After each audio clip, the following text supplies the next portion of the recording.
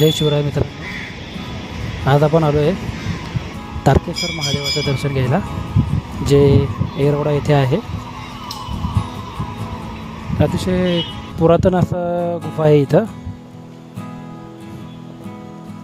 हे मंदिराच्या बाहेरच काही कोरीव असे शिल्प आहेत आणि शेजारी एक पिंडसुद्धा आहे, 2 पिंडी आहेत. चला आपण आतमध्ये जाऊन पाहूयात मंदिर. गुफेच्या आतमध्ये आलो आहे आपण. बरीच मोठी आणि भव्य अशी गुफा आहे ही, जी दगडामध्ये कोरलेली आहे काळ्या पाषाणामध्ये. हे बघा, डाव्या बाजूला श्रीरामाची, लक्ष्मणाची आणि माता सीतेची मूर्ती आहे.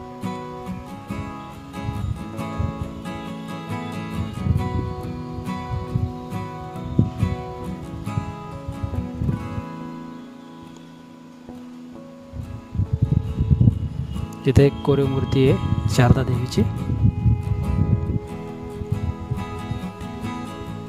आणि इकडे उजव्या बाजूला भैरवनाथाची अतिशय सुंदर अशी त्या खडकामध्ये कोरीव मूर्ती आहेत. ह्या दोन्ही पण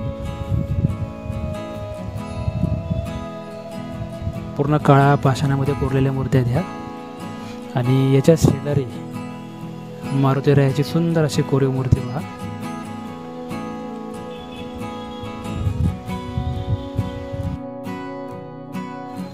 2 ते 2.5 हजार वर्षापूर्वीची ही गुफा आहे.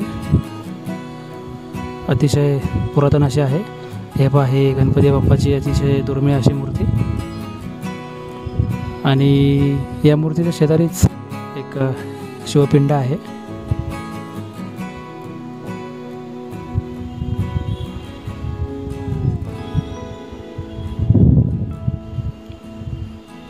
हे पहा, बरंच मोठं आहे. हे बरीच मोठी गुफा आहे ही, पूर्ण काळ्या पाषाणामध्ये कोरलेली.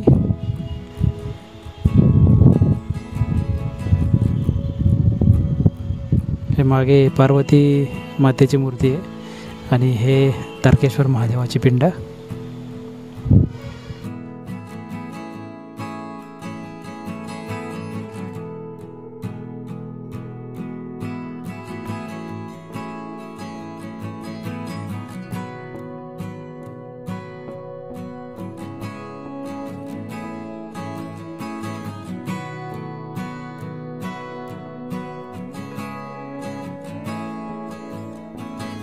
हे इथं 12 ज्योतिर्लिंग आणि त्याबद्दल थोडक्यात माहिती दिलेली एक फलक लावलेला आहे.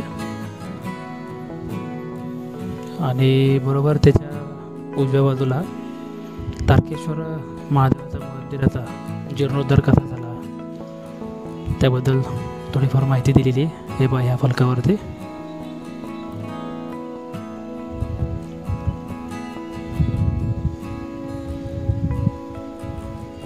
या साईडला काही फलक लावलेत, ज्याच्यामध्ये शिव कोण होते आणि शिवाला काय अर्पण करतात त्याबद्दल माहिती दिलेली आहे. शेजारी हनुमान चालीसा सुद्धा आहे. तर चला मंदिराचा आजूबाजूचा परिसर पण पाहूयात आपण, कारण ह्या साईडला सुद्धा मला काही मूर्त्या आणि विरगळ दिसली होती. हे पहा, या साईडला नंदीची खूप सुंदर अशी कोरीव दगडी मूर्ती आहे, आणि समोर काही ह्या मूर्ती आहेत नागराजाची सुद्धा आहे, आणि ह्या पाठीमागे काही कोरीव अशा पुरातन मूर्ती आहेत ह्या सुद्धा.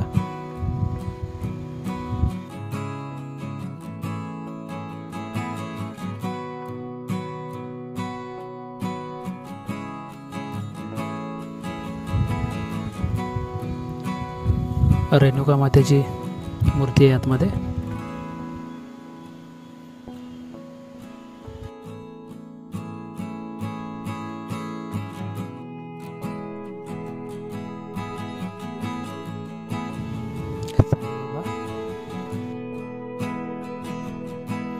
हा एक पुरातन दगड आहे, कसलं तरी हे प्रतीक आहे. जर तुम्हाला काय माहीत असेल तर आम्हाला कमेंटमध्ये कळवा मला, कारण हे काय हे मला माहीत नाही, पण पुरातन आहे एवढं मात्र माहिती आहे.